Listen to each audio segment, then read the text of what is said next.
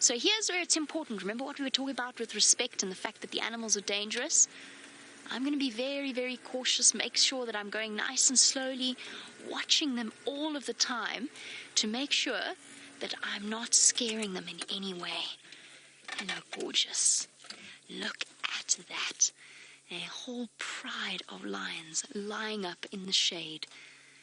And what beautiful creatures they are. Isn't this exciting? We might not have found the cheetah that you asked about earlier, but we have found one. Ooh, how many lions do you think you can count? Here's 1, 2, 3, 4. Look at that. Tiny little baby at the back there.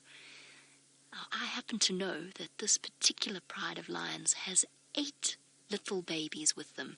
So 8 little lion cubs. There's one there, hiding behind the tree. Look how fast they're breathing. They're very, very hot, so they're actually panting. The rest of them are clever little creatures. They're hiding in the back, underneath the branches of the trees. Nice, thick green tree to give them shade. Now, a lion can't sweat like you and I can, so in order to cool themselves down, just like your dogs and cats, well, more your dogs might do, actually, they have to pant in order to cool down. And that's what they're doing at the moment. There you can see she's breathing, panting. Now, these are truly spectacular animals, and it's hard for you to tell just how big they really are. And I can tell you that they are much, much bigger than your average house cat. Maybe some of you have seen a lion before in a zoo, but these are truly wild lions, and these females probably weigh close to 300 pounds in terms of weight. So they are absolutely massive. Pure muscle.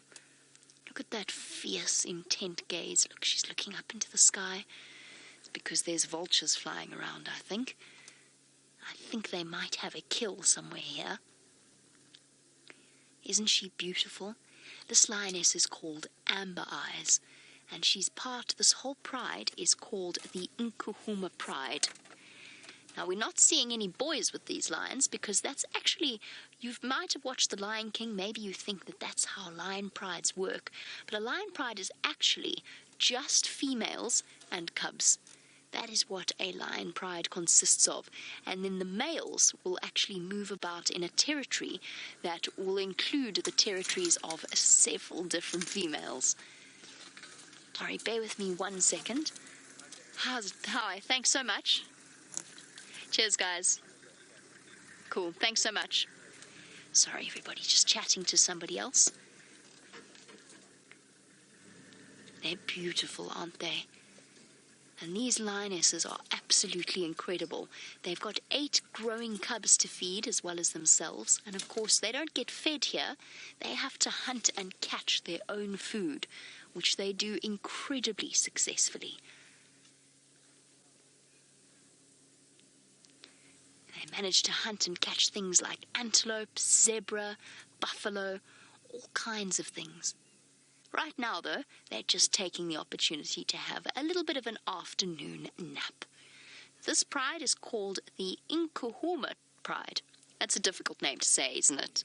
It's a very difficult name to say, so we have to all try it together. Nkuhuma.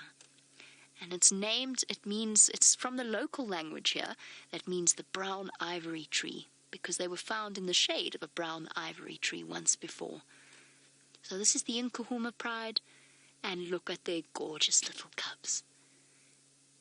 Can you believe that you're getting to watch lion cubs right here and right now, playing?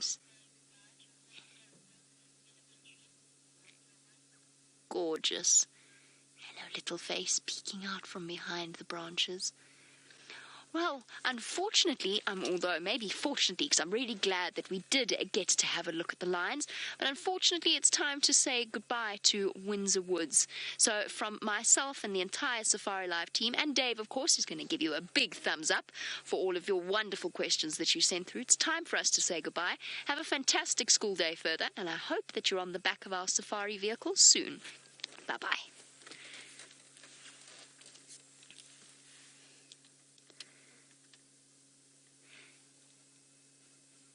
And back for our the rest of our audience, thank you very much. I really do appreciate it. I know how much it means, well, I'm sure you all understand how much it means to have kids watching this at school and be able to share in these incredible moments. Now, I'm going to do some repositioning, have a chance to catch up with one of maybe my favorite Pride of lions. In the meantime, let's head across to Brent, who's found something stripy. That scorpion sting, the worst part was how itchy it was. Are we? Yes. Hello. I'm sorry about that. I don't know where my comms have gone at all. They have completely vanished. I did get stung by a scorpion, as you may or may not have gathered. When did we go live, Dave? Yeah, about 30 seconds ago. Oh, right. Okay. We did hear that. Cool. So, yes, indeed, I got stung by a scorpion. Neuroplectes, if you really want to know, which is a thick-tailed scorpion. I just want to double-check and see if I've got comms again. Oh, the joys. It's good to be back. Oh, there we go. There we go. It's all working again. So thank you so much to all of you sending through your welcome backs and your congratulations. I really appreciate it. We're very, very grateful, very appreciative, and of course it is lovely to be back in the bush once again. Not that we were far, but to have a chance to see these incredible lions and to see how much the cubs have grown in the 2 weeks that I have been away is a true privilege. I always miss them, you know, whenever we go away, just to be able to spend that time with them in the way that we have been. And I don't think I have ever spent as much time as we have spent with a Lion Pride as we have with the Nkuhumas. It's just been a truly incredible privilege. Look at them, little bellies up in the air. You guys have got so big. And they're looking good as well, they really are. 1, 2, 3, 4, 5, 6, 7. I think number 8 is hiding off in the back there. So all 8 of the cubs are there.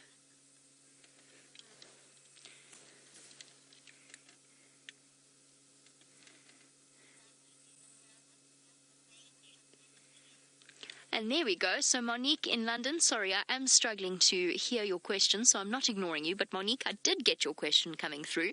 And Monique, you wanted to know if the mange looks better to me, and it really does. I was very concerned while I was away. I was scared of what I was coming back to in terms of the changes in the Nkuhuma cubs, but they look absolutely fine. I think that their genetics, the fact that they've been so successful with their hunting, I think this Lion Pride's going to be okay. They're a little bit itchy, and some of them have a few bald patches, but they actually look better to me. Do they look better? I mean, I've been away for 2 weeks, but to me, they actually look better than they did when I left. And one at the back is a little bit more... Yes, you've got a little bit of mange, don't you? That's the one with the floppy ear, the floppy left ear. Hello, gorgeous. And that will probably stay for the rest of its life. Well, there's a chance that could stay for the rest of its life. But it really does look better to me, which is, of course, an enormous comfort. And the adults don't seem to be showing any sign of it. I don't know if anybody had noticed any signs of mange while I've been away on the adults. But to me, the adults look absolutely fine. Somebody's missing, though. I've only got 4 females here. I'm not sure who it is. Probably the youngest lioness, if I had to guess. But, of course, I've been so out of the loop. And it's a very strange feeling when you come back from 2 weeks of being away. Everything feels slightly off kilter. I feel terribly rusty, so do excuse me. I've forgotten how to speak words in a coherent manner. But I am going to do my utmost to continue to improve upon that. But you do feel rusty and you forget, you don't know where all the animals are, and it's just a matter of reacquainting yourselves with the bush. But it's good to see that the Nkuhumas have been doing incredibly well. Everybody looks thoroughly full-bellied. Yes, slightly itchy. The cubs at the back in particular do look slightly itchy, so the mange is still there. For those of you who are new to these live safaris, perhaps you are joining us for the first time.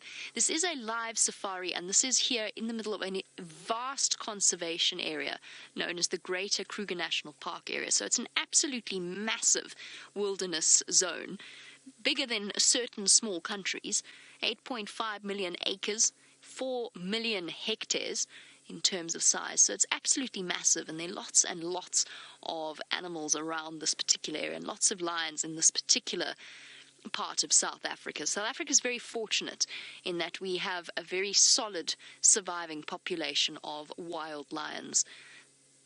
And what a privilege it is to get to spend time in their lives. And of course, look at you.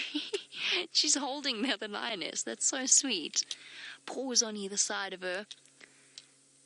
Now, from what I hear, the Nkuhumas have been thoroughly unstoppable while we've been away, catching buffalo after buffalo. I did see a buffalo herd on my way through, and they were looking particularly nervous, probably because they know that they're in an area where the Nkuhumas are.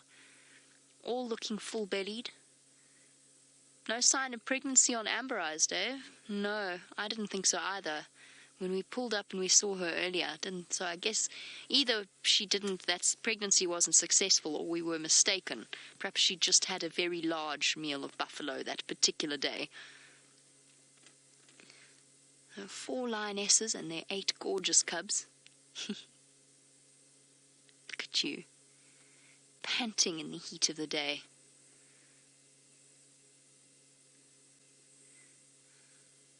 The mage does look better. All right, I'm just really having a closer look. The younger ones, which was to be expected, the younger ones seem to be the worse afflicted. But even they are not nearly as bad as the sticks were. Dave, I have a feeling comms are coming through, but I'm not getting any of them.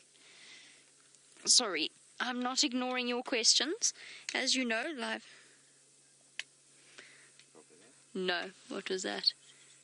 She's testing. I get the ing part. I got the ing part of the testing, vaguely. Shame. Okay. Fiddle with the volume. Sorry, everybody. At least we've got lions to keep us thoroughly entertained.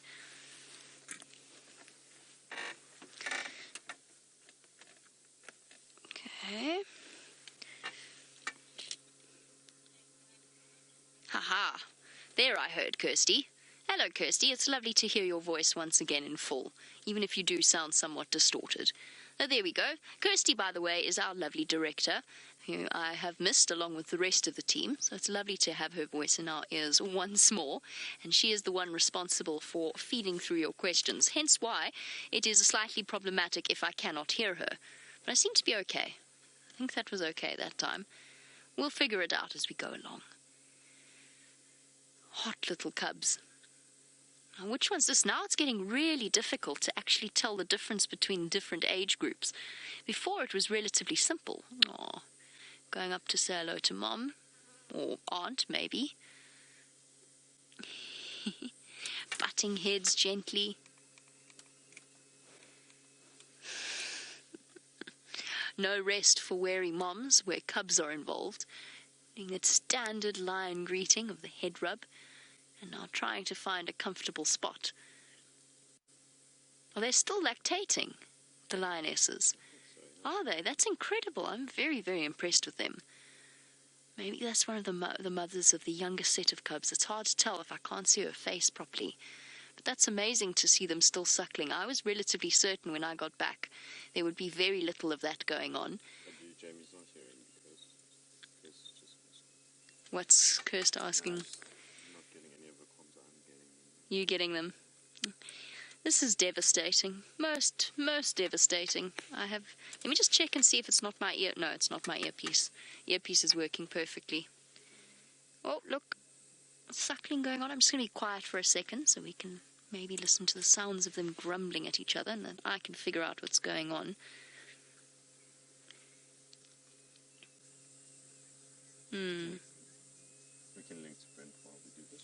Okay, while we do a little bit of a fiddle with our radio comms to see what on earth is going on, let us jump back on board with Brent, because luckily he's out there and hopefully he can hear Kirsty. How incredible is it that the wild dog has decided to come out and greet Brent on his first day back, and in the meantime we've got a moment to spend with these incredible lions, looking thoroughly peaceful, and I'm probably going to have to make space at some point for some of the other vehicles to come and join and enjoy this particular moment. But for now we have the time to just spend a little bit of time with them and enjoy their company. Oh, look at those little faces. I cannot get over how much they've grown. You can still see the youngest set though. This, I think, is one of the youngest ones. I think. Well, maybe it's not that easy. I need to see them all standing up next to each other to really keep track. Oh, big yawn. That is the oldest female of the Nkuhumas, so the mother of the middle set of cubs. So for our new viewers, there's actually 3 different age groups here. The oldest, the middle, and the youngest. And they're obviously by 3 different mothers. The lioness that's yawning at the moment, she's the mother of the middle set of cubs. She also happens to be the oldest of the lionesses. And you can actually tell, we have a look at her, if she yawns for us again, which would be very convenient. She's got a chipped canine tooth. And generally that's the best way of aging a lion, is to actually have a look at the condition of their teeth, the wear and the tear, because obviously their wild lifestyle takes its toll, and particularly on essentially their tools of their trade, which are their massive canines. She's also got a very, very dark nose, and there is a tendency, not always, you've got to be careful with this because of course it is genetic and it changes depending from lion to lion. There is a tendency for lions as they age for their noses to darken in color, and hers is almost completely black. You can see she's cleaning herself using those incredible spurs along the tongue to scrape through the fur, and if you look carefully you can actually see the grooves being left behind as she drags that tongue across that thick coat, picking up all kinds of ticks and parasites and dirt. Lions generally are not the most fastidious of creatures, but they do clean themselves and they clean each other's cubs. But with saliva like theirs, you can imagine it sort of does spread a great deal of bacteria onto their coat as well. Hello, gorgeous girl.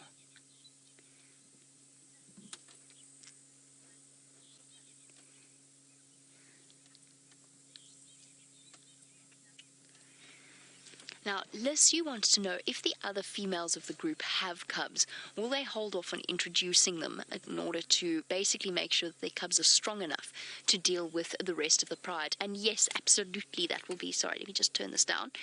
There's a lot of noise happening in my ear.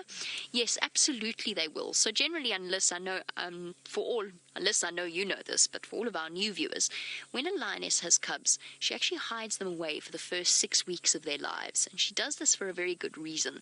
The life of a lion is not a gentle one, and particularly where older cubs are concerned, it does occasionally happen.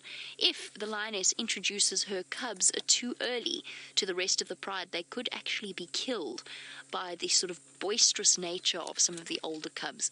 Now, my suspicion is that if the lionesses, like the youngest lioness or Amber Eyes, do have cubs, my suspicion would be is that it'll be difficult to tell because these cubs are now old enough to know better. They're a little bit more in control of their actions. But that being said, I think there's a good chance that the mother concerned might actually keep those cubs hidden a little bit longer. Maybe just that extra week. That will make all of the difference in the life of a lion cub. We've seen how fast they grow and how they develop in strength and coordination, and they just need to be able to deal with the actions of the other cubs as they try to play with them.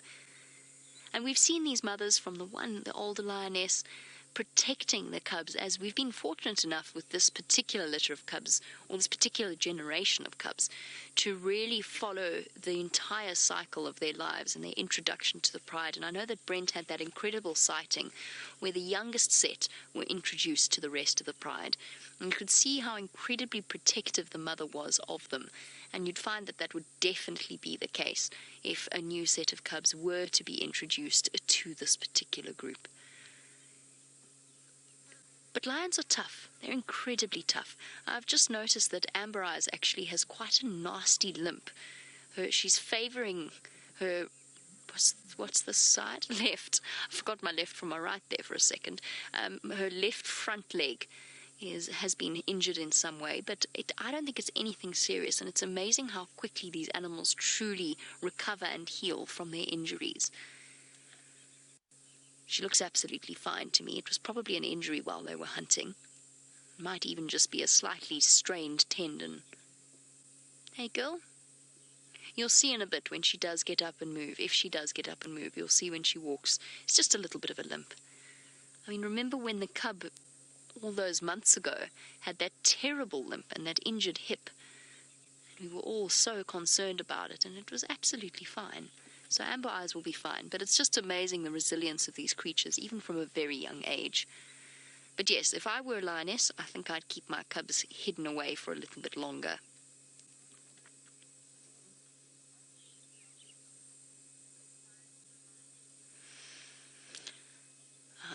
Now, Vulpine Wolf Girl, you want to know what breed of dog is equivalent to the size of a lioness. There isn't really one, to be honest. I mean, a bull mastiff might come close in terms of weight. These lionesses probably weigh, Amber Eyes and some of the bigger lionesses, like this older lioness, she probably weighs close to about 130, maybe even 150 kilograms. Not right now, because they look actually relatively empty-bellied, but probably at their fullest, close to 150 kilograms. That's over 300 pounds. That's a massive, massive animal. A Great Dane would probably be a good estimate in terms of height. They're roughly about the height of a Great Dane, maybe even slightly shorter. But just in terms of sheer bulk, there isn't really an animal, a dog breed that fully matches up to the dimensions of a fully grown lioness. But if we wanted to look at the cubs, now that's a different story. And that might have been what you meant, Vulpine Wolf Girl, in terms of cub size. So what dog breed would match up, roughly equate to the size of the cubs at the moment? The oldest ones are roughly the size of a... This is a difficult question. They're probably very solid. Maybe about a small... I'm saying Weimaraner because I have a Weimaraner, so I know how big she is and how much she weighs. So the oldest cubs are probably close to a small female Weimaraner. Maybe just a little bit shorter. Just a little bit smaller than a German short-haired pointer or the equivalent. And the youngest set of cubs are probably fox terrier-ish size. I'm going to have to brush up on my dog breeds. Actually, we should have been doing this all along, equating the lion cubs to dog breeds as they grew, from Chihuahua size to the size that they're at now. No, Weimaraner is a slight exaggeration. They're not quite that big, now that I see them standing up. I see one of them standing up. Not quite as big as a Weimaraner, although it probably weighs about the same. The cubs probably weigh, they're solid, stocky little creatures. That cub probably weighs close to 30 kilograms. Unbelievably strong. Going to see if it can try its luck with some milk from the milk bar. Very impressed with the lionesses that they're still lactating. It has been a time of plenty. What is happening in there? There's lots of movement going on in that weeping wattle tree. Oh, did you get stuck by any chance? Little bit. Maybe just a little bit. Okay. Out and unscathed.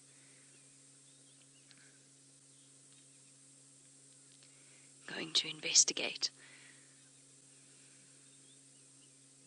Now, those are two of the oldest cubs. And they must be... Sure, how old are they now? 6 months. Close to. Just under 6 months old now. Time flies. Looking thoroughly in very good condition. Still scratching a little bit. Patchy bits around their elbows from the mange. Oh, little one.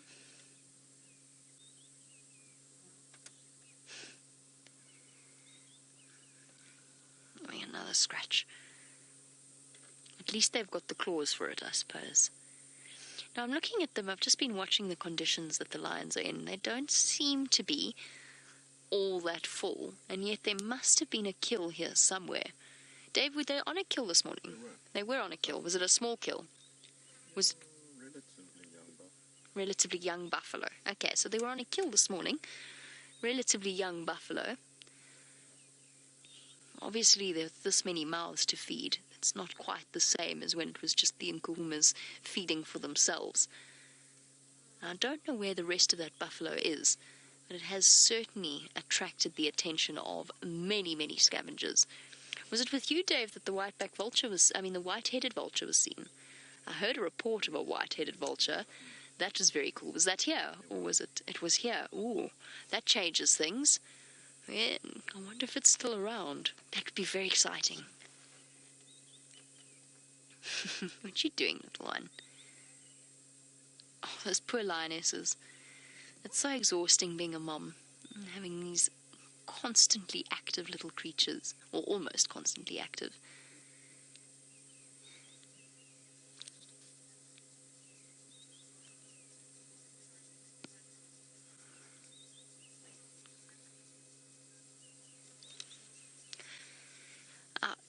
But in Tampa, while we watch this little lion cub suckle, he wants to know if the lionesses, if the older cubs drink the milk, will the lionesses run out when it comes time for the younger cubs? And it's a difficult one. Yes, for the most part, the older cubs tend to have the advantage because they can actually fight off their younger siblings. Although we've generally seen it seems to resolve itself in after a bit of growling and fussing, quite an equanimical way, and that everybody gets a chance to suckle. But yes, the older lions and the older lion cubs, in the same way they do at kills, can monopolize a lot of the food. And obviously, the females are not bottomless pits in terms of milk production. They can't just keep producing milk on tap. So if the older cubs do manage to drink most of it, then yes, the younger cubs won't have any. But then again, of course, by the time if any new cubs are born to Amber Eyes or the youngest lioness, by the time they are born, the chances are all of the other mothers will have stopped lactating. So it will be up to Amber Eyes, and if the youngest lioness falls pregnant, up to the youngest lioness to keep things going.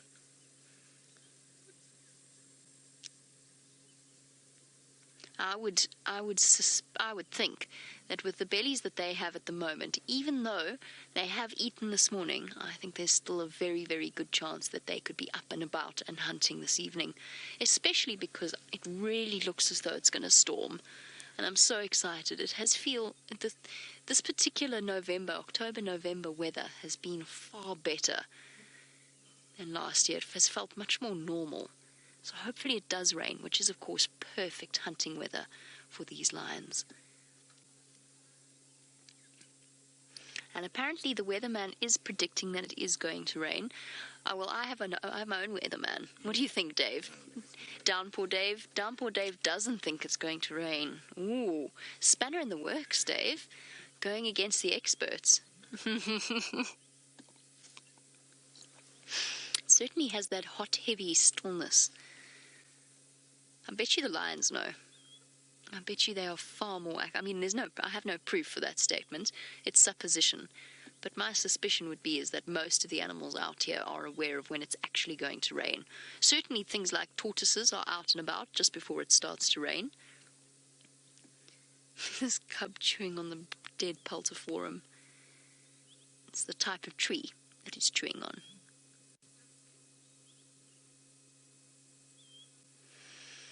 They've lost that baby look to me. They don't have those sort of cub faces anymore. They look like little miniature lions now, particularly the older ones.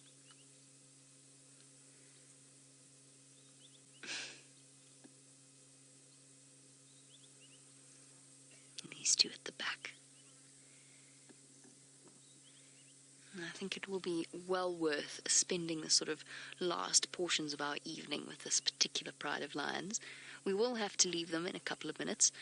I think we'll go and see what else we can see. And of course, it's always nice after an extended absence from an area to go and explore and reacquaint oneself with that particular, or with what's happening around me. So I do want to go on a little bit of a bumble and then come back to these lions when I can. But we'll have a chance to see that, or we'll have a chance to do that a little bit later. I'm still really keen on seeing that white-headed vulture, though. I might go and have a look for it as well. I've been scanning the treetops while I've been sitting here. Cheers, guys.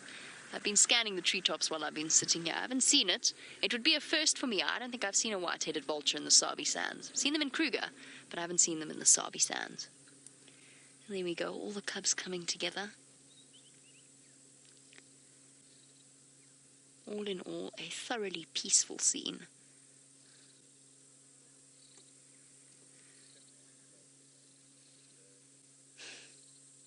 Could not wait for our lion pride to get up and moving. It sounds as though Brent's wild dogs are thinking about doing just that. Let's head over and have a look at what they get up to.